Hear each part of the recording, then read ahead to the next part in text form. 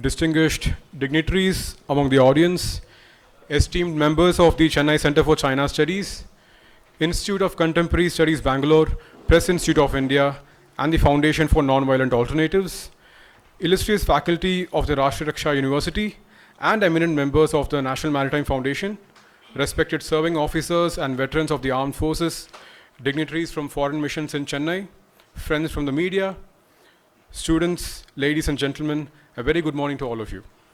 My name is Yogesh Kumaran, and I'm a research officer at the Chennai Center for China Studies.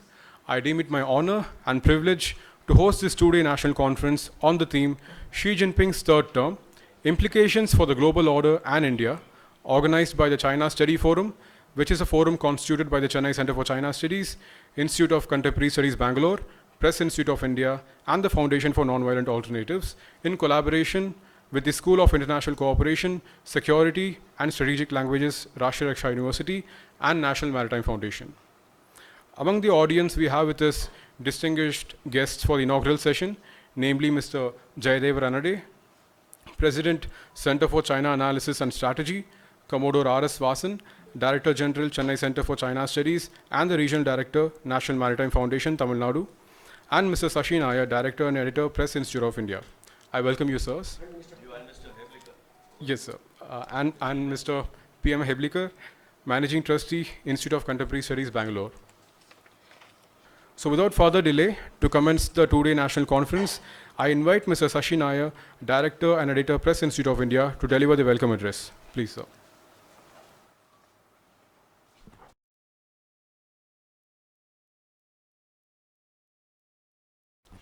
Thank you. Good morning, everyone. And on behalf of all the organizations he's mentioned, let me extend to all of you a very warm welcome. I was expecting a packed house, but we still have about 30% of seats left. I hope they'll get filled as the day progresses. I have great pleasure in welcoming Mr. Jayadev Ranade. It's a pleasure having you here at our institute. You will remember that in September 2020, during the COVID years, we ran a series of webinars, which was one of and still remains one of our high points, right? And you are the one who delivered that inaugural address, and I had the pleasure to introduce you to the audience. So, and it's a great pleasure to welcome you here. We are all very happy. Warm welcome to Mr. Heblikar and, of course, Commodore Vasan. They've become good friends of mine over the years. And, of course, Professor Chengappa, who should be sitting there, but he's sitting there. To just give you the background, it's 10 years since we, that is PII, the Press Institute of India, has had this association with matters relating to defense, national security, and foreign policy, all thanks to that initial meeting we had with Mr. Heblikar and Professor Chengappa at the Deccan Herald office in Bangalore. That was in January 2013. So it's our 10th anniversary. I'm sure when we began with that program in January, and that was at your college, the Christ University, if you remember, right?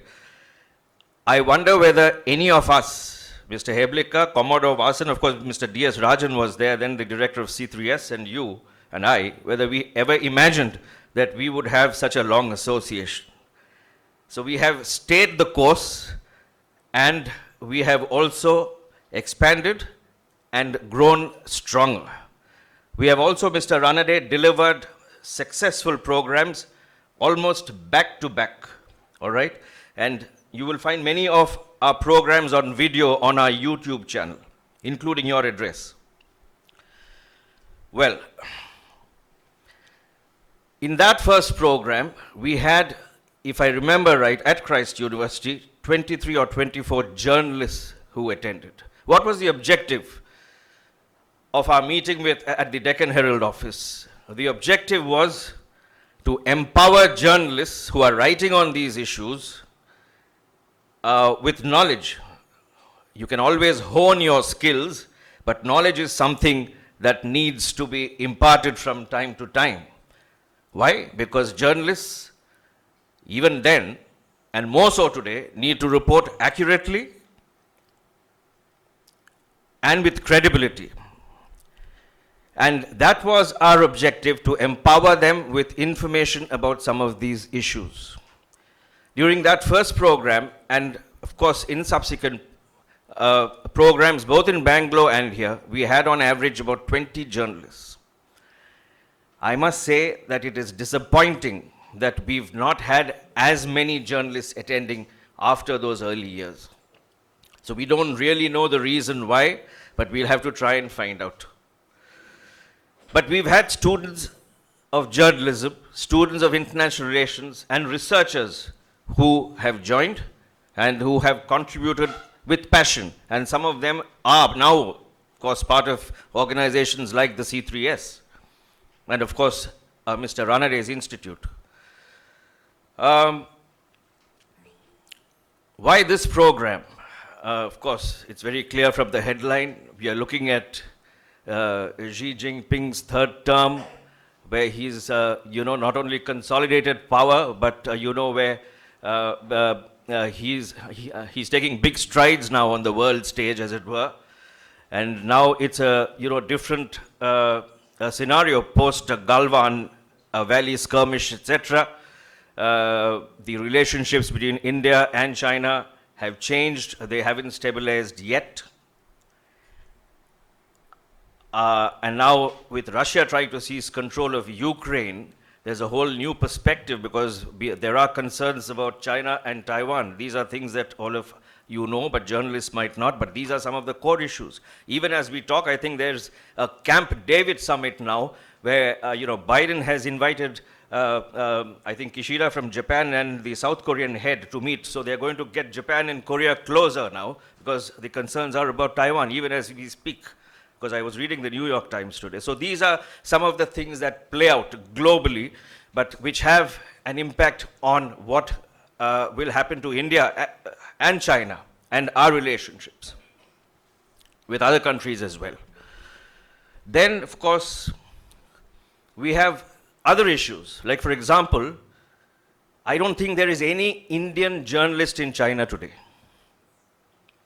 The last man to leave was the man from PTI. When we have the media session tomorrow, we'll try and look at that more closely. And I don't think there are any Chinese journalists in India today, unless they are operating, without people knowing. And China, of course, have local people as journalists reporting from here. But India, we used to send journalists there, but we don't have anyone there. I think this has never happened as far as I can remember. I don't know, perhaps Mr. Ranade or the others might be able to tell us. Even during the 1962 war, I don't think this has happened. And if you look at, let's say, for example, the problem with the BBC and the raids there, we have never stopped visas for journalists from the BBC. So these are things that are happening right here. So the contours of, if you would like to call it geopolitics, diplomacy, or whether it is, international relations, these are changing day by day. It's so very dynamic, and therefore the need for these kinds of seminars for people to understand and benefit. We have a fairly good program lined up, and again, it's thanks to Commodore Vasan's leadership, of course, Heblica, and the C3S team who have put it all together. Let us look forward to an engaging and productive two-day program. I welcome you all once again, and also those watching online. A warm hello.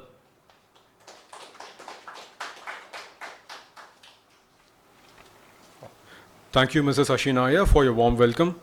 Now, I would like to invite Commodore R.S. Vasan, Director General, Chennai Center for China Studies and Regional Director, National Maritime Foundation, to deliver the opening address.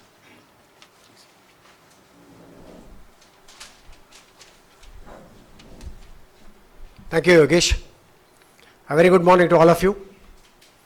And those on the stage, Mr. Jaydev Ranade, who's come all the way from Delhi, Mr. Pratap Heblikar, who chose to drive down from Bangalore, and of course, Mr. Shashi Nair, who's been supporting all our events, as he mentioned, for many, many years now.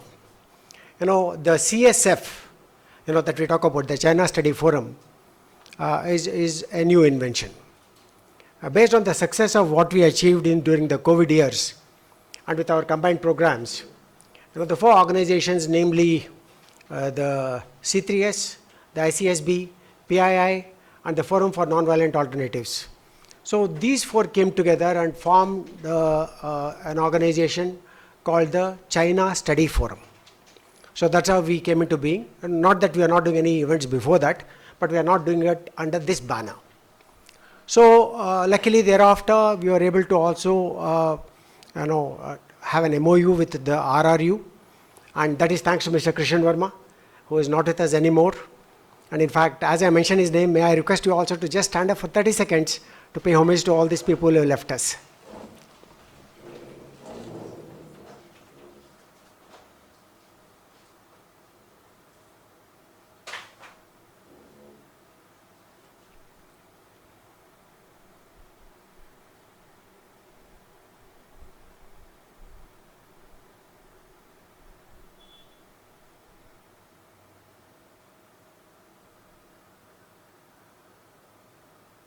Thank you. Please be seated. As I mentioned his name, I thought it is appropriate that we all stand up in memory of his phenomenal amount of work that he did, when it came to getting us all together. Can you adjust the mic? There's some reverberation.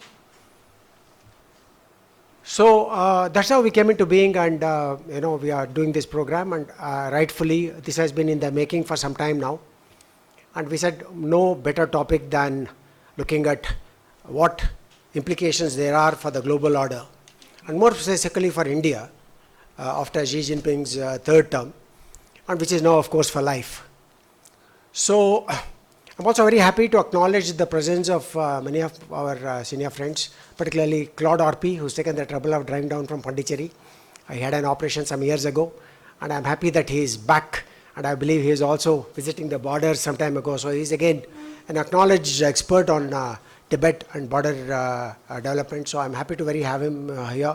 Others who are also here, Dr. Namrata, Commodore Venu, who's come from Munnar, because it was too cold for him, so he said, let me come to Chennai and see what the weather is like. Mrs. Changappa, Dr. Changappa, Chandra Shankar, and many others. I'm not taking everybody's name. Mr. Shivraman, of course, who is sitting in the back. So why don't you come in the front? So this is where our strength comes from the support of the members that we have, who've been phenomenal in the kind of support that they extend to these kind of activities. And also, I believe the Vice Consul of Thailand has been here only for 2 days. Again, she is another person who we welcome. Again, she chose to move away from Bangalore and come to Chennai because we have better weather. All right. Welcome, madam. And so coming back to the theme of this conference, it has been in the making for some time, and the global order has been impacted. So is India. And so, last 7-10 days, you all would have been looking at some of the statistics. I thought I'll make a note of this, just to tell you what has happened as far as China is concerned. I think yesterday's paper or 3 days ago, they reproduced the speech by Xi Jinping, which was apparently delivered in February. I think it's in the papers today. So he says calls for patience. So, when do you call for patience? When things are going out of hand, right? So there's you have to start reading between the lines to see why some of these statements are being made. The other thing that he made in this particular speech was, he says the Western countries are in trouble due to their focus on materialism, and they're moving away from spirituality. Coming from an atheist leader to talk about spiritualism and all that looks a little odd, but obviously desperate times require desperate measures. He has to, after all, carry his entire population with him. And then he says, we must build a socialist ideology with strong cohesion. Nothing new. This has been repeated quite often. So another one to motivate the people who are in any case behind the bamboo curtain. And then he made a lot of emphasis on long-term goals. Again, these 3 things that he mentioned tell us that there are things that are not really hunky-dory in these sectors. One was the healthcare.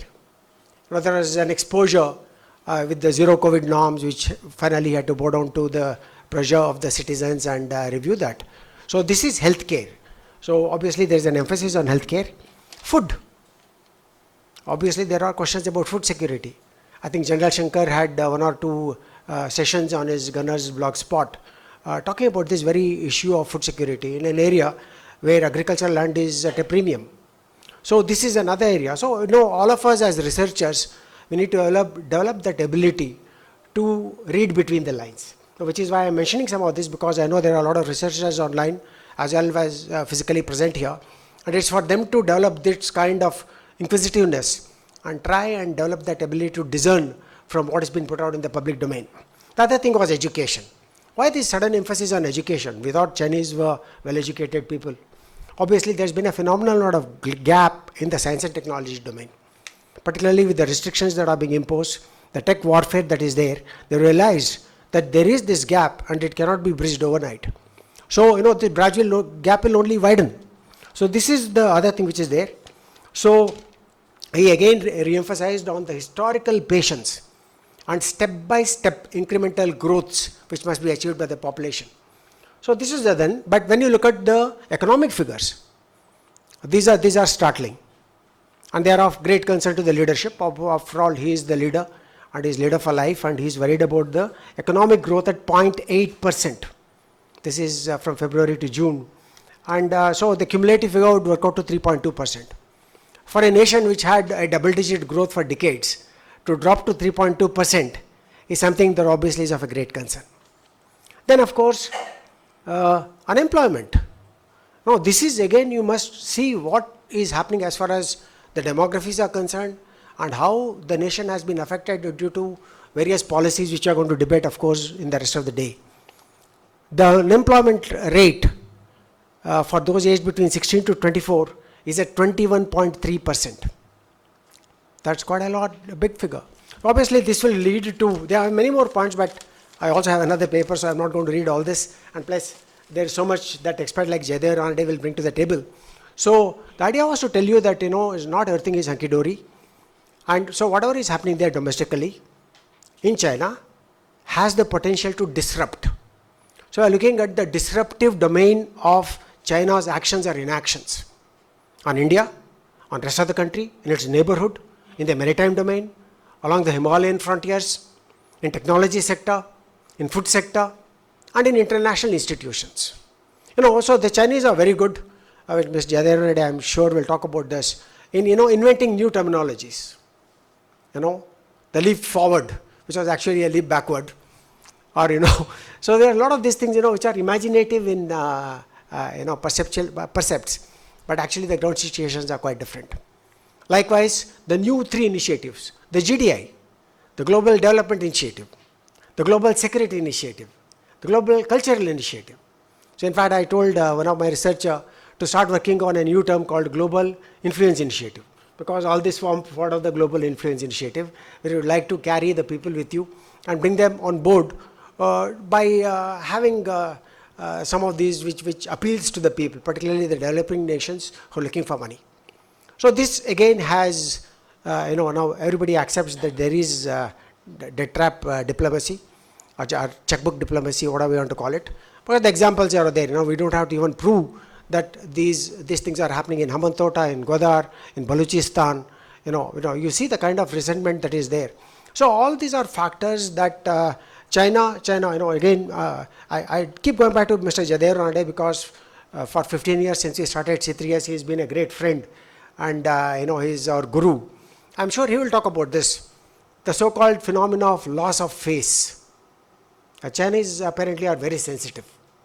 You can't lose face in any negotiation, or which is what explains why even after 19 rounds of talk, we've not been able to restore our patrolling rights, because they would like to make this a status quo. This is how they negotiate with you, not necessarily by use of military force, but by using economy as a tool, or using international organizations such as the United Nations Security Council as a tool. So these are the dimensions that we are trying to understand with the anointment of this leader for life. So I must again, now itself, it's not for the Thanksgiving, I must again acknowledge the kind of work that our young brigade has done. It's phenomenal. The entire responsibility was given to Shruti, Sapna, Madhu, Yogesh, and Anu. And please join me in applauding their effort, because they've done an excellent job so far.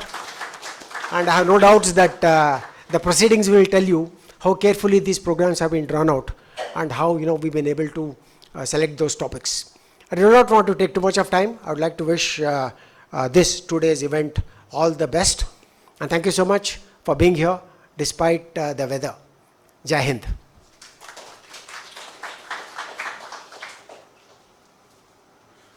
Thank you, Commodore R.S. Vasan, for that comprehensive opening address. I'm sure that the audience are now looking forward to the sessions with greater interest. I now invite Mr. Jayadev Ranade, President, Center for China Analysis and Strategy, to deliver the keynote address.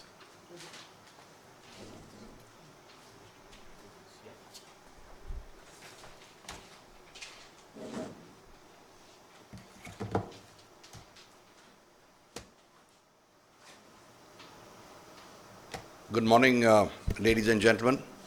It's indeed a pleasure to be here in Chennai, and particularly with old friends, if I may say. I'm going to take you all into another kind of zone, away from the nitty-gritty that was discussed just now by Dr. Sashi Nair and Commodore Vasan, onto the global level, where we talk about the global world order, the disruptions that it is facing, and who the main players are. Obviously, I won't be able to go into it in great detail, but I'll try and touch upon a few points to give you an idea of how we are seeing it and what the state of play is likely to be as in the times to come. Let me start by saying that the world is in a state of flux. It has been so since the global economic downturn in 2008. It hasn't yet settled. The economies are still struggling, all of them. And the common man is feeling the pain, whether he is in the advanced countries of West Europe or whether he is in Asia. And what you spoke about, the dropping growth rates in China and the unemployment, that's one of the engines of disturbance that is taking place. But with society in ferment, there is obviously some kind of turbulence even in internal politics. But after 2008, as the economy, with the global economic downturn, China looked at it and felt that the US is now in a state of decline, which is why it triggered this economic decline, and that its time had come. And I think that is the nub of it. The Xi Jinping's predecessor, Hu Jintao, the president at that time, in fact evolved a phrase called a new type of big power relationship.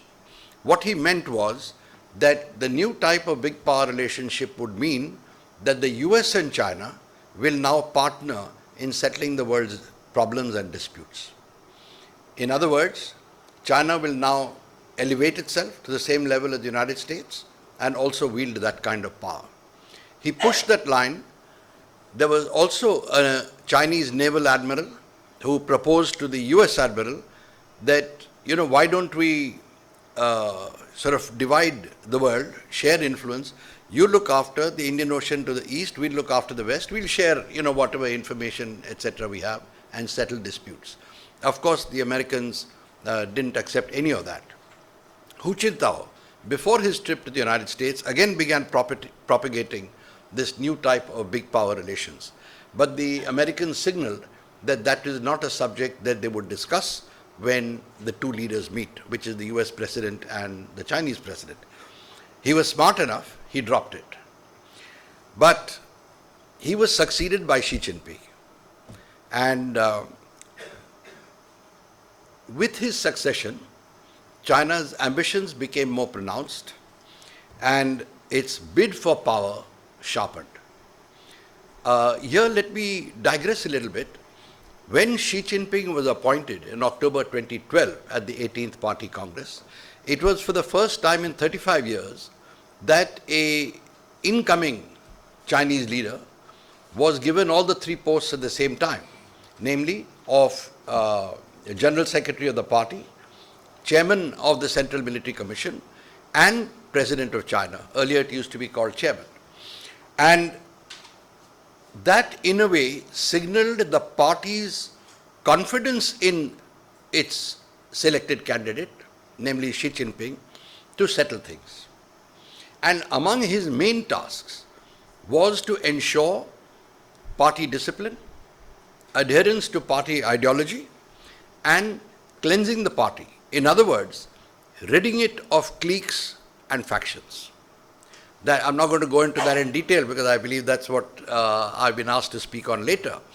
But suffice it to say that just before that, and one of the reasons for Xi Jinping being given that much authority was the abortive bid for power, flouting the party center's decision by a Politburo member, Po Xilai. He was the son of one of the 8 immortals, so called because they were the old revolutionary leaders. And of course, he failed in his bid. But at that time, what came home as a stark reality to the party was that the party had been penetrated. Cliques had formed in the army, the party, and the security apparatus of the party. The security apparatus are the crown jewels as far as the Chinese Communist Party is concerned.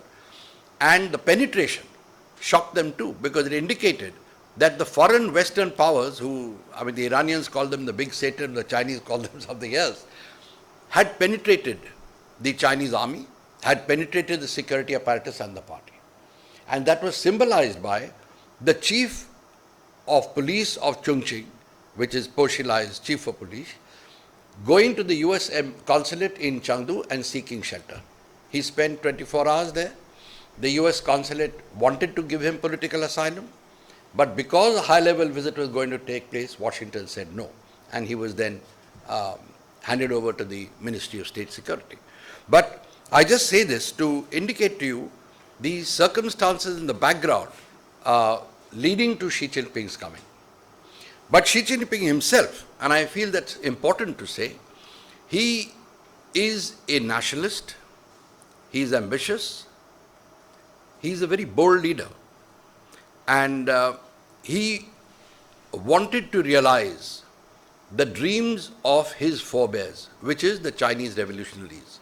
In other words, to restore China to its former greatness. Now, what that greatness is, whether it is supported by history, is another issue. But in their minds, in the schools that they went to, the special schools for the children of the elite, this is hammered home, that China was a great country, you guys have to restore it to that level.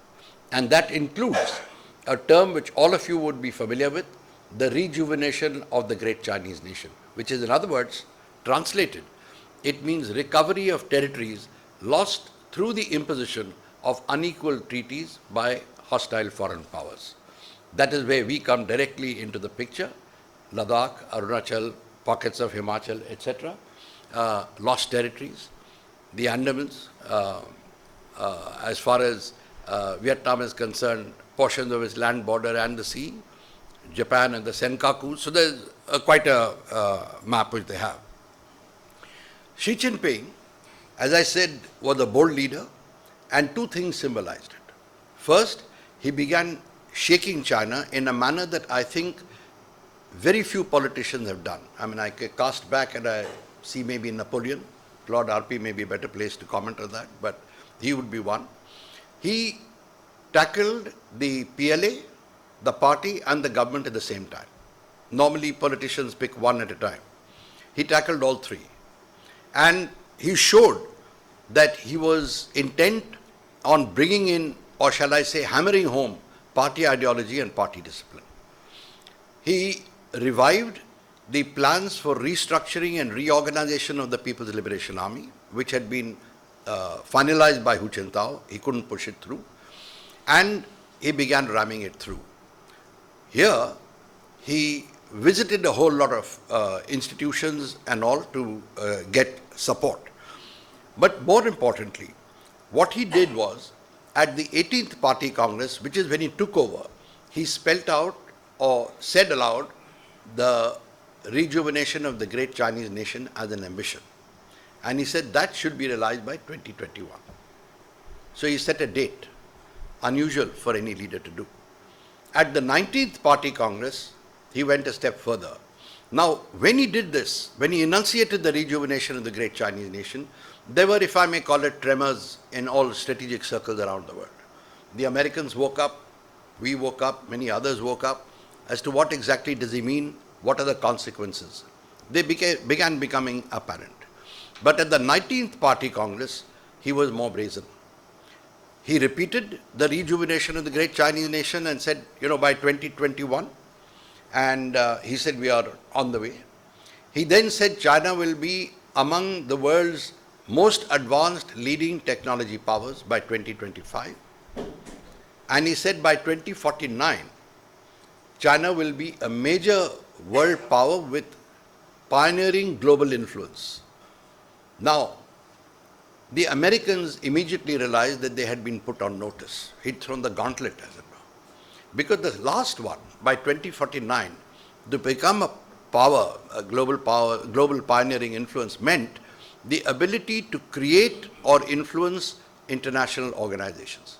Only the United States has that. So they realized that China has articulated its ambition for the time to come. He made some other changes. He spoke about the PLA becoming a world-class army by 2049. Later on, that was amended to the 2027, it's the 100th anniversary of the PLA. But in other words, what he did was he threw the gauntlet. Here a couple of things are interesting. One is that the Western powers had also started looking at what the world is likely to shape up into and decided that they need to ensure that their influence and their power continues. So, in fact, the British were the first to enunciate and say, in fact, Tony Blair said it, I think, at the Labour Party conference in 2001 or 2002. He said that, the world is in a change. And as the kaleidoscope shakes, we must ensure that the pieces fall in the order that we want them to. The British and the Americans began working closer together, and we saw recently the enunciation of AUKUS, a new organization. It is essentially a tripartite alliance of old-time white Anglo-Saxon powers. It's the United States, Britain, and Australia. France was left out. They were very miffed, but they were left out. And this is actually, if you look at it, a way to ensure that their influence in Asia remains even later. It was a hedge also against China. As far as China is concerned, if we go back into their pronouncements, you will find that their leader, Xi Jinping, or the other leaders, didn't speak about a multipolar world. They spoke about a fair and equitable world order. They spoke about a rational world order. They didn't think in terms of multipolarity. As far as they're concerned, at the most, two poles, the United States and them. Like in Asia, we spoke, in fact, Pandit Nehru used to say that there's enough space for everyone, and etc. Mao never said it. He spoke of only one power in Asia. So, the Chinese view was very clear. They wanted to fashion the world in a way where they remain the dominant power. But there are problems there. He also invested in his relationship with Russia. And here, I know some of you may contest this, since Russia is no longer a communist power. But if you look a bit closely, Putin,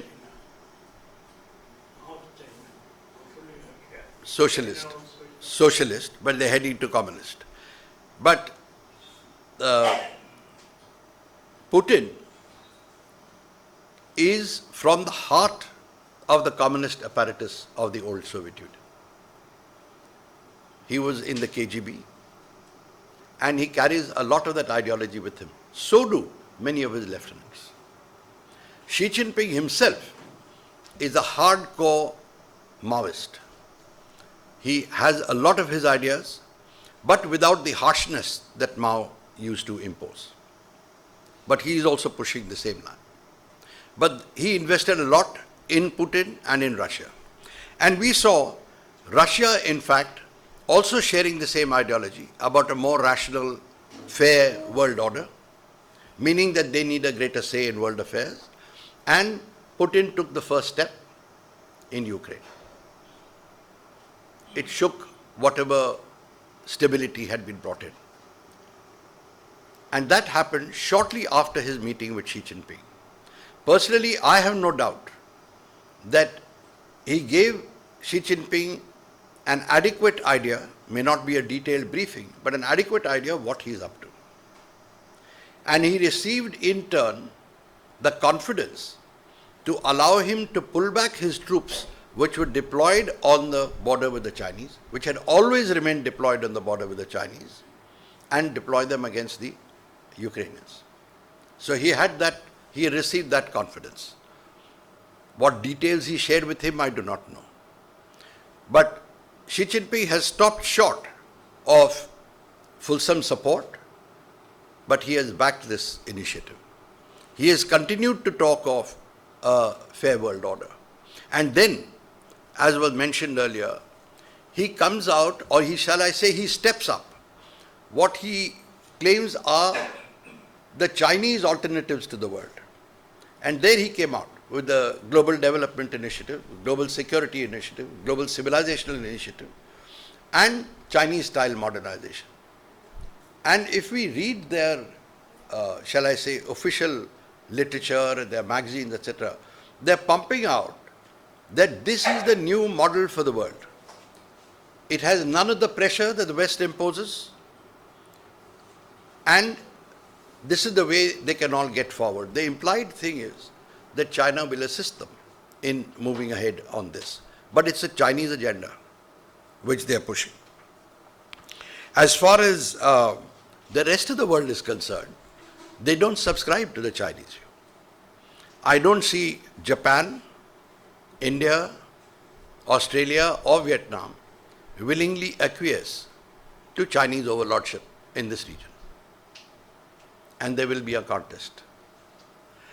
In different ways, but there will be a contest. And when we look slightly at a broader picture, we find that there are numerous contestations that are taking place at the same time today. One is, of course, between India and China. It was something a long time in the making.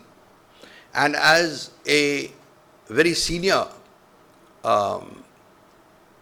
thinker, if I may call it, and the head of the South Asia and Southeast Asia division in the Chinese Institutes of Contemporary International Relations, which is a think tank of the Chinese Ministry of State Security, he said, and he wrote it, and incidentally, he wrote it in Chinese in their official publication, but he also produced an English version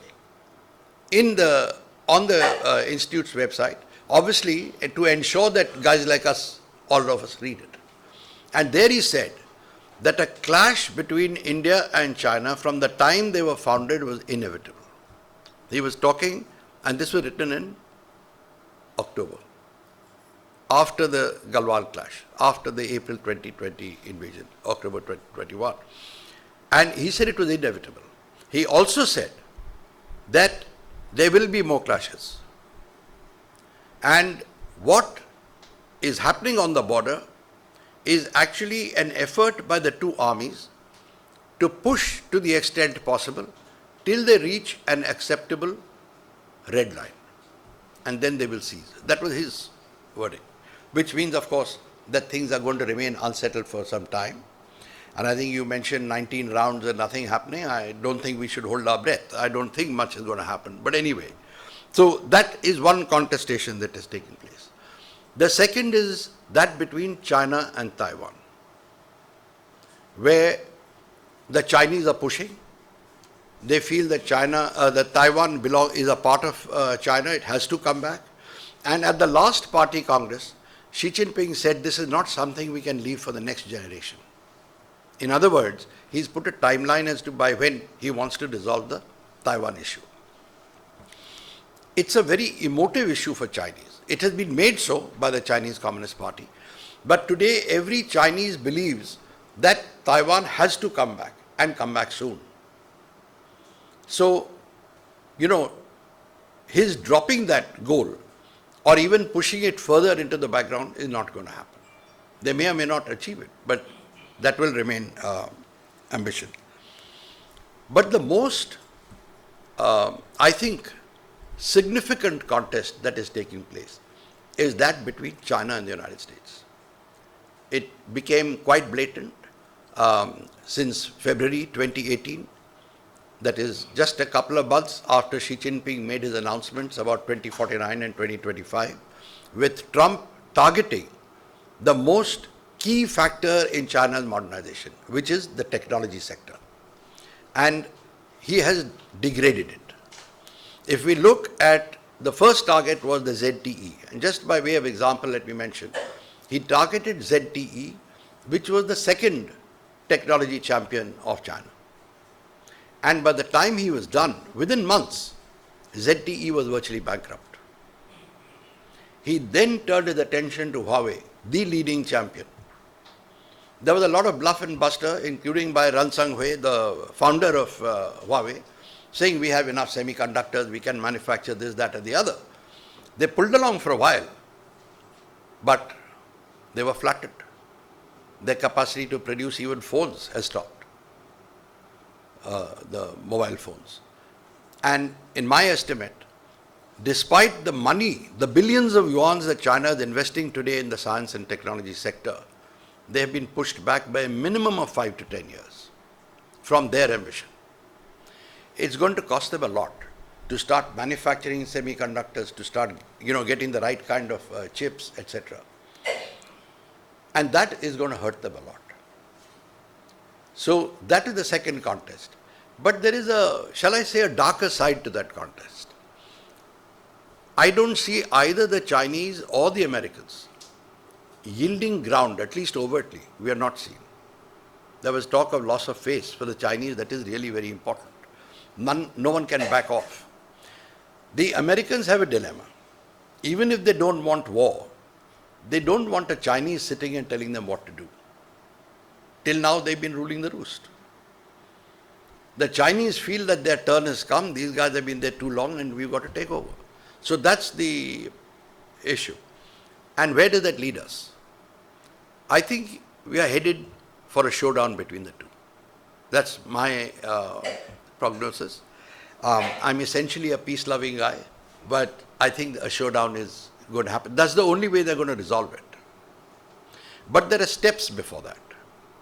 Steps where in the succeeding or the panels that follow, we'll be talking about the internal situation in China, about how the power is distributed, etc. Xi Jinping is not as strong as we think he is. He is not as powerful. He is powerful, but not as powerful as we think he is. And there lies an infirmity. If the Americans start talking, I'm not talking about implementing, start talking about sanctions against China, there will be ferment within the Chinese Communist Party. There is already concern. It is important to note here that the sanctions applied against Russia have worked or not worked, that's a debatable point. But Russia is not that meshed into the international trading system as China is. Nor do foreign goods have that kind of a psychological impact on the Russians as it does on the Chinese. As far as the Chinese are concerned, Louis Vuitton shops or Jimmy Choo shoe shops and all that are a big thing. It means they've arrived. After the 19th Party Congress, when I was in China, I met some Chinese cadres, well placed. Obviously, they were talking in private and in confidence. And they said, Xi Jinping has overreached himself. We are not that strong. He's taken on the United States, we are going to be in trouble. So I probed one of them. I said, what do you mean by in trouble? He said, we already have no friends. Whom have we got? He said, we got North Korea and Pakistan. He said, we are going to feel isolated. They're already there.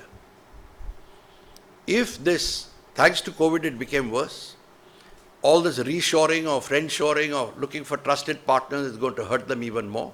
One of the figures, that statistics that I think both of you forgot to mention, was the drop in their foreign trade by 40%. That's a lot for a country that is export dependent. So China is in that situation.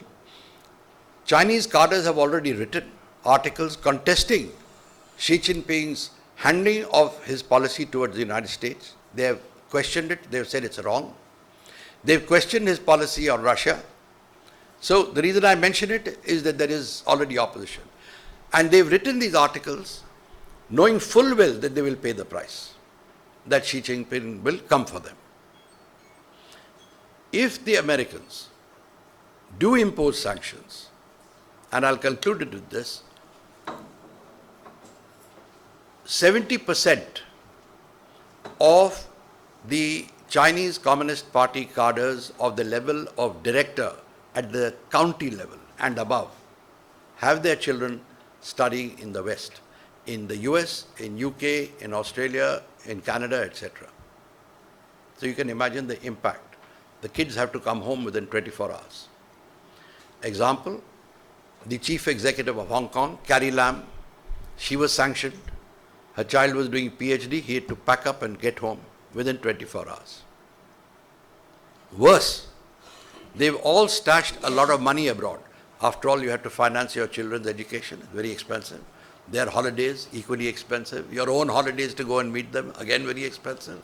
And all that money is illegal. They've salted it away that will all go. It will be confiscated by the respective countries. At that time, I think Xi Jinping will face what I call a political crisis as to how to manage the situation.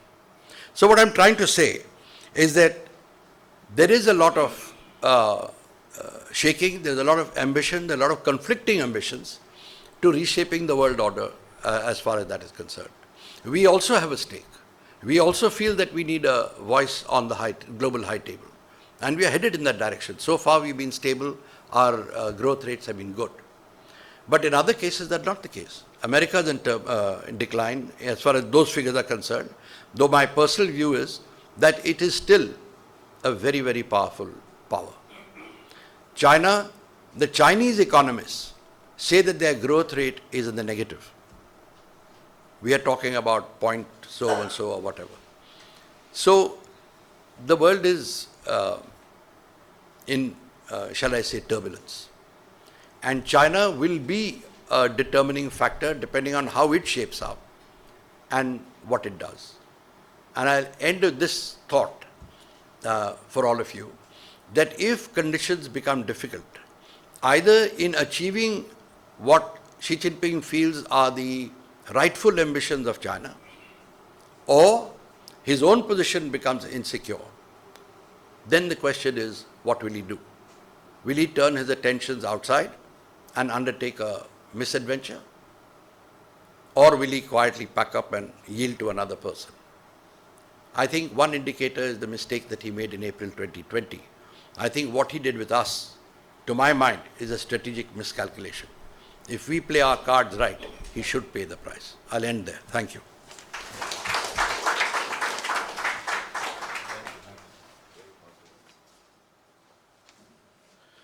I thank Mr. Jayadev Ranade for his informative and insightful address. It has indeed set the tone for the rest of this conference.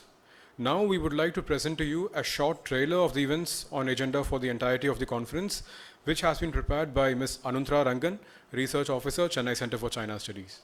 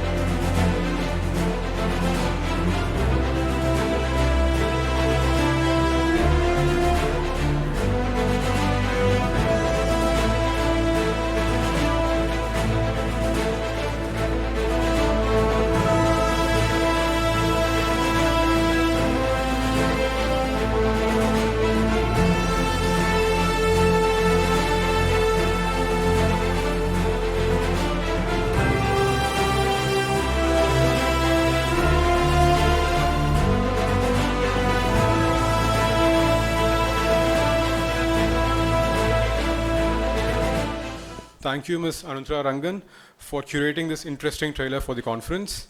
So with that, we have come to the end of the inaugural session. Good morning. That was a very scary talk. I've been following China pretty closely ever since I got out of the Hindu business line for my job. I've been taking a lot of interest in China because it scares me that I grew up in a time when Hindi Chini Bhai Bhai was a big slogan. My husband tells me it's long since lost and gone, that I'm living in some fool's paradise. My first question to you, sir, is what is, can you please articulate India's foreign policy towards China? What is our policy towards China? I was told we have none. So after listening to you and checking out what you're heading, I have a feeling we do have one. So if you could please articulate that.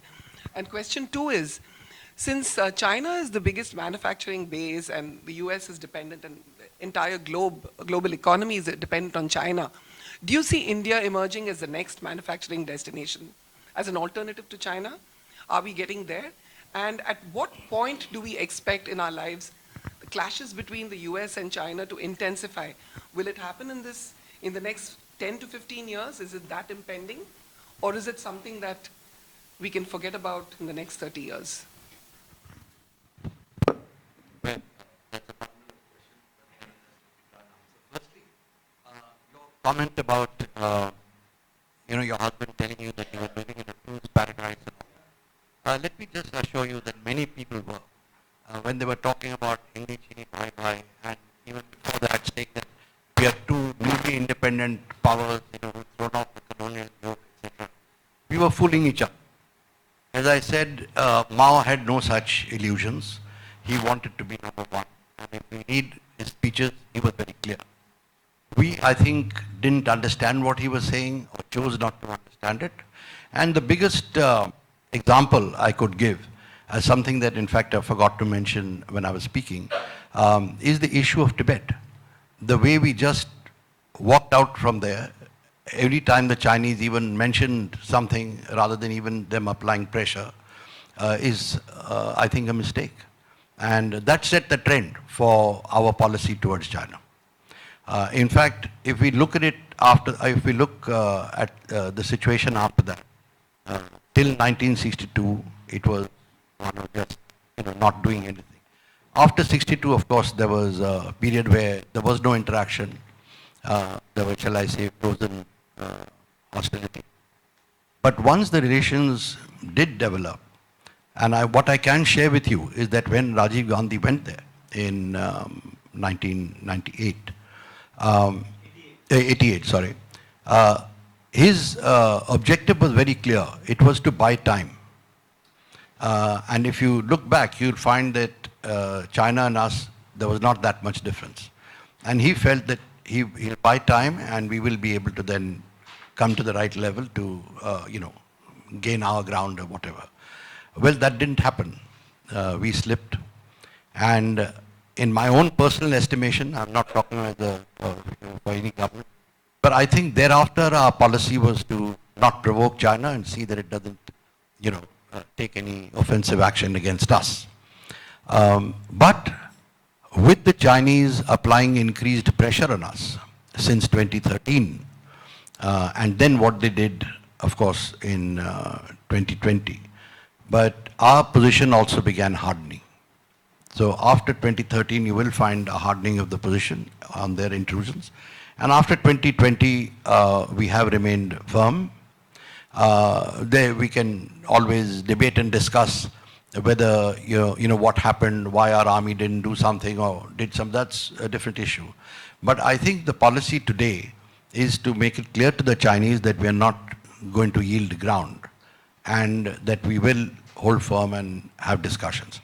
Now, where that leads us, I don't know. But I think this present government is determined to hold on. So that's this. Your other question about US and China, it's difficult, of course, to say what will happen. But my own reading is, and when I've discussed this with officials in the United States, including just a few weeks ago, um, when I was there. They didn't contest it, so I don't know what to make of it. But what I did tell them was, I said, every day that you delay, you know, as you may say, putting China in its place or whatever, it's getting stronger. And with Xi Jinping as the leader, he's really pushing the, whatever engines he can to raise China's levels. And I said, with every passing day, you guys are getting weaker. Your own internal problems are causing problems. So the question is, if we look at it from the point of view of window of opportunity, it's shrinking for both. And that's why I particularly mentioned the internal situation in China. For Xi Jinping also is shrinking. So I don't think that they can put off some kind of a showdown for too long. I don't look at 10 years. I look at shorter. But I'm not saying that it's going to happen, but I feel that the Americans are not going to allow the Chinese to come up like that. Well, that I'm not clear, but it could be just, let's say, a accidental collision in the South China Sea. And then what happens? Xi Jinping has pumped up so much nationalism in China that he will have to respond. And there are two recent instances. When Nancy Pelosi visited Taiwan, there was a lot of propaganda in China saying we should not allow her to land, let's shoot down her plane, all that kind of stuff, public stuff. The Chinese didn't do anything. They waited till she left and then staged a massive exercise. But that triggered a reaction from the Chinese people on the net, on their net, saying, you know, you were talking about the army being very powerful and all, what have you done? And we had to wait till they go. So that's one. The second was Doklam, when after 73 days where we faced them off, and I think that is it was quite a episode which we need to look at very closely, the way the Chinese mounted a propaganda offensive, etc. But we held firm for 73 days, and then it was mutually agreed to withdraw simultaneously. When they did, the Chinese social media was very critical. There was an outburst of criticism against Xi Jinping. And there was a rumor that swept through China saying that he had paid a bribe of 20 billion yuan to Modi to withdraw. Now, rumors here are okay. I mean, you know, we do float them, fly them, hear them. But in China, for a rumor like that, and a rumor to an extent, it was denied by the party officially in the People's Daily, which is the party mouthpiece. It was denied by the official spokesman of the People's Liberation Army. And it was denied by the Chinese Foreign Ministry. So, you know, that kind of a... So what I'm trying to say is there is that sentiment. So Xi Jinping, I think, to an extent is cornered. But my own sense is that the Americans will push them down. In what form? Even, as I said, if they apply the sanctions, it could mean that Xi Jinping goes. And if he's replaced by someone who's aware that it was the Americans who somehow managed to get him out, he will tread a bit more cautiously. So let's see what happens. As usual, Jaydev, you have been scintillating and provocative. China feels, and rightly feels, more so since Narendra Modi has become Prime Minister, that we are part of an alliance to quarantine and contain China. I wish we had adopted a neutral policy and found areas of convergence and areas of dissonance, which we have failed. The second aspect of it, last night I was reading a report on the ongoing conference in China in which the Vietnamese, member states of ASEAN, and Sri Lanka were participating, where the Chinese Communist Party leaders are making gestures towards Vietnam. They recall the days of when Vietnam and China were like lip and the teeth, and They are warning about how untrustworthy the Americans are, and also member states of ASEAN. In fact, in the late 70s and 80s, when I used to visit Southeast Asian countries quite often, there used to be appreciation from my point of view that China is the only country which tried to settle border disputes with force, whether it is against India, against Soviet Union, against Philippines and all. Today, if you go to Southeast Asian countries, none of them believe that. They have successfully divided the ASEAN countries. So we live in an age, in a state of flux. And I can carry forward this in the later sessions. Thank you. I think, sure, I mean, what you're saying, but there is another side to it also, which is how the Chinese view it. And the same gentleman whom I referred to, this Hu Shishang of the think tank of the Ministry of State Security, he in fact puts a finger on the date of 2014.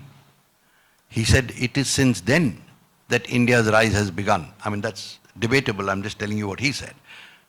And it is since then that India has become, he doesn't use the same phrase, but a thorn in the side of the Chinese. So, you know, there are, we can look at it either way, but we can discuss it later. So I would like to thank the speakers and the audience for that very quick, impromptu, interactive Q&A session. So now we can disperse for a very short tea break and assemble back here at 10:50 so that we can start the first session on time. Thank you.